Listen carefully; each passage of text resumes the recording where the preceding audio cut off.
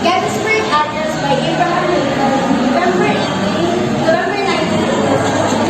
4 years ago, our fathers brought forth from this country a new nation conceived in the republic and dedicated to the proposition that all men are created equal. Now, we are engaged in a great civil war, testing whether that nation or any nation so conceived and so dedicated can belong to it. We are met on the great battlefield of that war. We have come to dedicate a portion of that field as a final resting place for those who here gave their lives so that that nation might live. It is altogether fitting and proper that we should do this.